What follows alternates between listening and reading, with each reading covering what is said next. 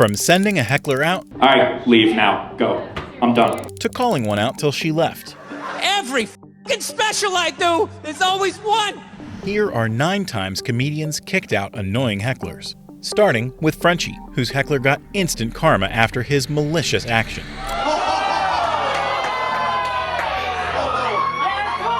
It all started when Frenchie was doing a show.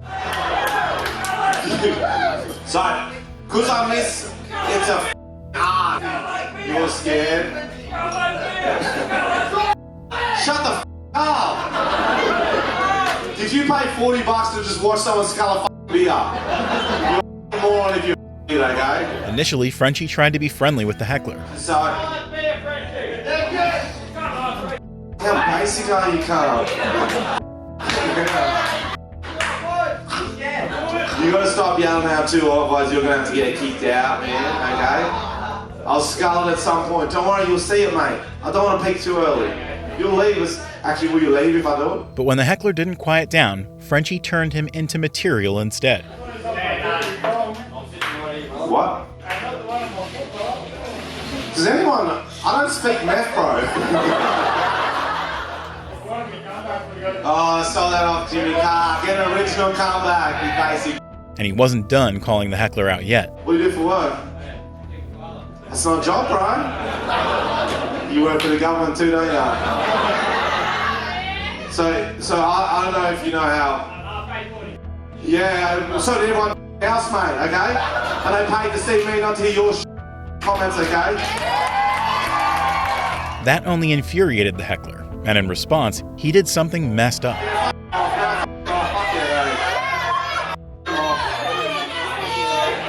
See you, Jazzy. See you, Jazzy.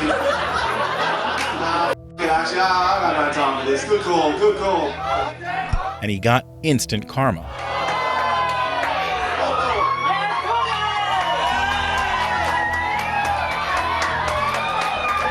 At least he can go spend some time with his kid.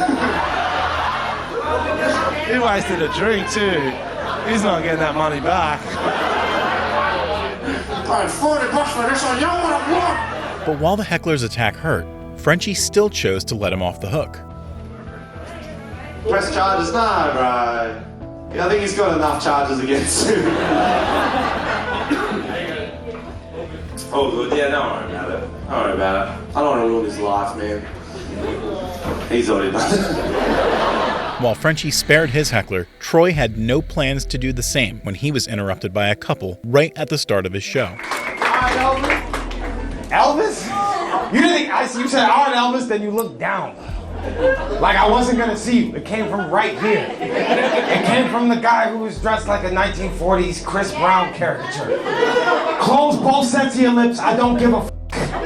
You say one more word, you're going by name in my note tonight. And when the heckler's girlfriend tried to fight back, Troy immediately shut her down. Boy, think of a comeback. You're speaking in cursive right now. I don't know if you know this. Everything you say is him. And another thing, I'm not drunk. I worked a 16-hour shift. Mr. Elvis guy. I'm here with him to piss off my dad. Whatever the heckler did afterward was just ammunition for Troy's gunfire. You need a little bit of help. You know, they're not laughing with you, right? That's the white woman move. When you're winning, they do shit. Look at me, I'm 3 inches closer. Spin your mouth. And eventually, Troy turned the couple into accessories for his own material. You two should go and make a whole other retard. We'll call him Elon Musk. I'm going after the people who are ruining the show. I'll go after anybody who I want to. That's why I'm up here and you are down there. Because one of us had dads who didn't love us, and one of us did something about it. But when the heckler couldn't take it anymore, she resorted to something worse. I can't hear you, they're laughing too hard. Was I supposed to hurt my feelings? Whoa, that was a hard end. Say it again for the rest of the class. I said no. And instead of taking offense, Troy flipped the script. That's the security post. Yeah, say something about it. Yeah, do something What you gonna do? Yeah, come up here and talk to me now. Yeah, that's what the I thought. I'm up here. But despite being warned, the heckler continued being racist. I can see the door. Go ahead. Oh no!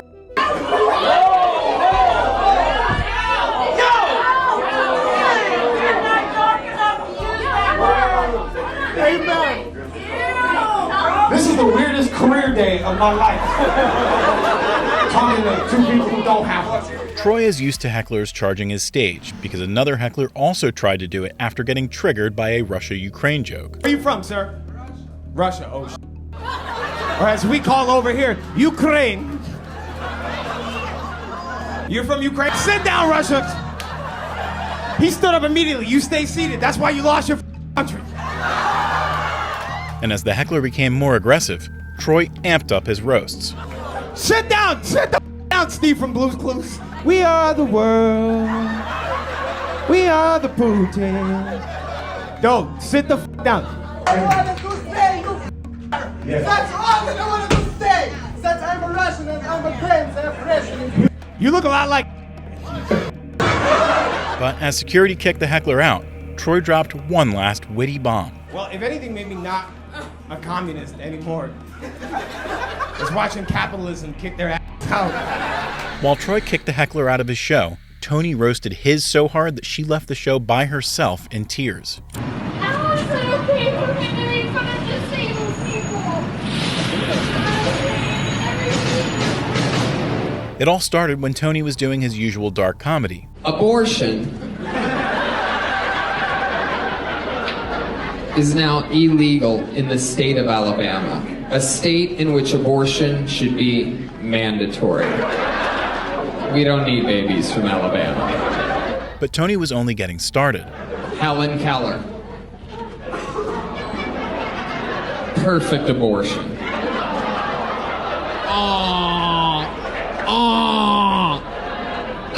This is the sound I make when I want the person next to me to think I'm a good person. And it wasn't long before someone in the audience got offended. It's too soon for the Helen Keller jokes in here, really. Is it? It's the PC world bullshit that we live in. What? Do what? Tease kids with special needs. She was blind and deaf. But Tony made it clear that he wasn't going to justify his jokes. Yeah, you know she's dead, right? Are you aware of this? Oh, okay. Do you know that if she was alive and in this showroom here tonight, she would have no idea what I just said about her? And yet you're offended? You're not gonna survive the rest of this show, lady. I promise you that. Let me save you some time. And when the heckler tried to take a moral high ground, Tony quickly shot her down. Well, why don't you do it anymore? You got sick of those dumb bastards? How dare all of them enjoy themselves out at a comedy show? You're right, you miserable f***ing wretch. But Tony didn't ease up there and kept roasting the heckler using her own friend. I feel bad for that guy. That must be her one friend in the world. That poor guy. Probably works at a department store she was at. Tried to be nice. Hey, you want to see a comedy show? Friendly gay guy.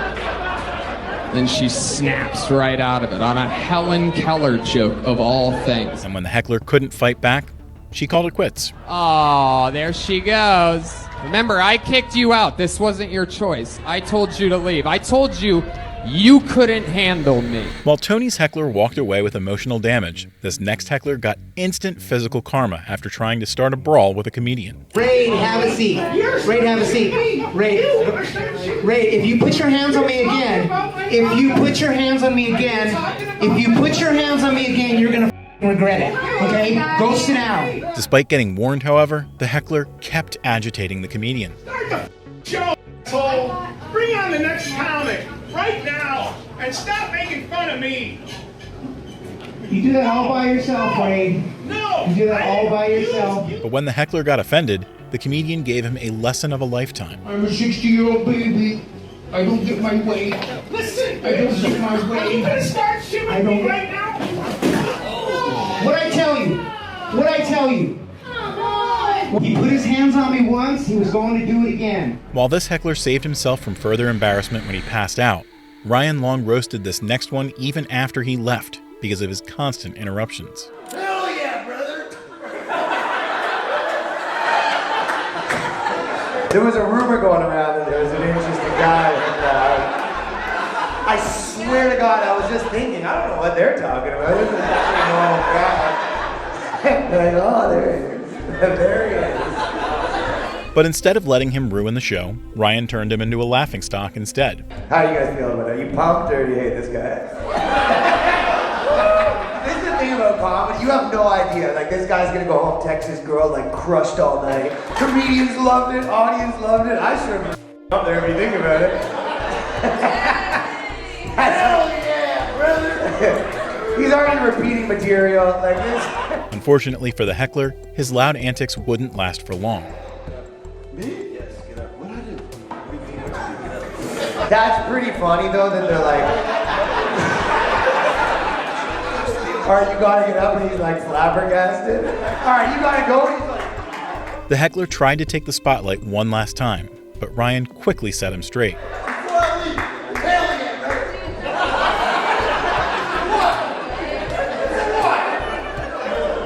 That's the dude that's been like stealing from work for like 10 years. And his boss is like, you gotta go. And he's like, me? Of all people. And Ryan continued dunking on the heckler even after he left. I'm pretty sure his friends stayed too, which is even better. That's the best though, because when he left, he's like, alright guys, we don't need this club anyway. Just like Ryan's heckler got abruptly kicked out, Nimesh Patel got the same treatment as a comedian after cracking sensitive jokes in front of a woke crowd. I think the comments that you were making about being gay and black was very disrespectful to the... That got that from a gay black dude. He gave me that joke. Cut the mic. Have a good night, guys. It all started when Nimesh was telling a story about his old neighbor. Every time I leave my apartment, this guy named Febreze, I named him Febreze because he wears like these like fishnet shirts, like the shirts with the holes in it, which I guess are practical if like someone throws salmon at you, you could catch it. But he makes fun of me every time I leave my apartment. He's like, your socks don't match your outfit. I was like, I didn't know I had to do that, Febreze, my bad, dude. And Nimesh's story led to a setup for an incredible joke. But I try to learn things from people all the time. And this is like, it took me a while, but I learned from Febreze. It's a gay black dude. I was like, what can I learn from Febreze? I was like, oh, this is how I figured out that being gay can't be a choice. Because no one would choose to be gay if they're already black. But when the audience's reaction wasn't up to the mark, he called them out for it. No black dude ever wakes up, looks in the mirror and thinks, you know what, this black shit, too easy. I'm gonna put on a Madonna halter top and some Jordans that make some Indian dudes real uncomfortable. That's never happened before. You guys get tense on the weirdest things. That's a strong joke. I know it very much. While Nimesh moved on with his set, he got a wild surprise later on. You seem like a nice person. Are you? Thank you so much, Nimesh, for being here. Already? Yes. Why? Thank you so much. Whoa. I have 30 minutes left. And Nimesh soon found out the reason behind the audience's stale reaction. Yeah, there's a change of program. Why? Is it because I'm talking about uncomfortable stuff? I think you can be respectful while being uncomfortable. Like, I think there's a distinction between being uncomfortable and being disrespectful. I think I'm being respectful. But despite the host's disrespect, Nimesh still tried to convince them to let him stay. I just don't think you're entitled to certain jokes you're making, and I don't Why? think it's I just don't think it's But like what? I think the comments that you were making about being gay and black was very disrespectful to the... That got that from a gay black dude. He gave me that joke. This is strange. Let him stay. And when nothing worked, Nimesh started packing his bags, but not before politely dismantling the host's entire point. I don't know if it's overtly political correctness, but you can't insulate yourself from how the real world is. And this, I'm quite confident that none of this is disrespectful. I'm a generation older than y'all. I know what comedy is. I know what disrespect is. I've been through a lot. And before he was forced to leave, Nimesh gave everyone a lesson on common sense. I'm offended, but I'll take it in stride, which I think everyone should do. Like, there's a way to change things, and by marching on stage and being like, you gotta get the off stage, that's quite disrespectful. I'm gonna leave because it's your stage, but know that you are incorrect in this. While Nimesh was kicked out himself, Steve Hofstetter flipped the script by kicking out not 1, but 9 hecklers who were ruining the show. All right, leave now. Go. I'm done. Go. Bye. Go. It all started when multiple hecklers kept interrupting the previous comedian's jokes. It was Easter Sunday. I just figured, what would Jesus do, you know? Wait, what? He's risen. Yeah. Thank you for not contributing at all. I don't understand that. Why are you here? Jesus Christ, you guys just shut the f up for once during this goddamn show. But when Steve came on stage, he was having none of it. Some of you guys have been really wonderful. Some of you guys, I think, stumbled in from the prom next door. I don't know what the f is happening. But some of y'all have been acting like you've never seen alcohol before and you took one sip and you lost your mind. This is live entertainment. We can see y'all. We can hear y'all. You are ruining it for other people. However, Steve's warning fell on deaf ears. Let's get chatty. Calm it down. I'm trying to be nice here. Trying to be nice. This shouldn't be that difficult. Y'all have been in a movie theater. It's like that, except the movie can see you. Imagine if in the middle of Avengers, Captain America was just like, shut the fuck up! But when he was interrupted again, Steve didn't hold back. It's a true story of going through high school, getting bullied a whole lot, then finding comedy as a way out. All right, leave now. Go. I'm done. Go. Bye. Go. And in his discussion after the show, Steve revealed the amount of people he actually kicked out. By the end of the show, 4 tables of 9 people had been thrown out. I've never seen anything like that at a show before, and I hope to never see it again. And just like Steve, Gianmarco Sorsay was also cursed with a chatty heckler who kept trying to steal his spotlight. That was a good one. Is this you? Yeah. Are you alone at this table? I mean, yeah, right now you do. That wasn't a joke. And when Gianmarco entertained her, she took it as a sign to be more obnoxious. What's your name? Hi, Janae. Uptown Janae. Uptown J-A-N-E-E. Okay, I'm not gonna write you an email or anything. My Instagram handle is. But Gianmarco quickly gave her a reality check. Let's just get to know you, Janae. Janae, to be fair, you joined into my conversation a long time ago. I'm just responding to you for the first time. Is this your guy coming back right now? Oh shit. He's coming back about, oh fuck, god damn it, he's like. However, that didn't stop the heckler from trying to steal his spotlight.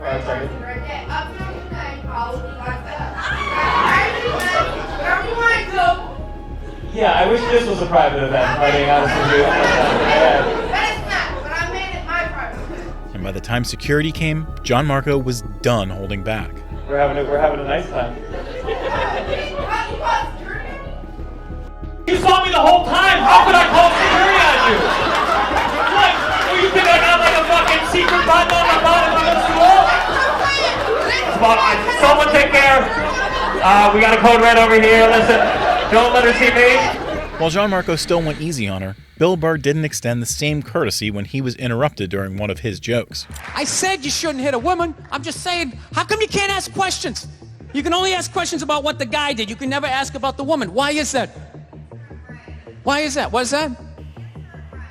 What does answer him right mean? What does that mean? And Bill immediately took her to the cleaners. Are you the idiot who got up halfway through the special during the bit and you're like walking around like I'm not taping a special here? What's wrong with you? What's wrong with you? I had to ignore all of that and now you're gonna like yell out? And not only that, yell something that makes no sense whatsoever? Answer him! Answer him! But before he moved on, Bill made sure that the woman would never heckle a comedian again. Every f***ing special I do, there's always one talking about hitting women, sweetheart. And I think you just added another reason. Jesus Christ. Love this. I'm not even in a relationship with her, and she's nagging me. Showing that anyone who annoys a comedian too much will find themselves kicked out in no time.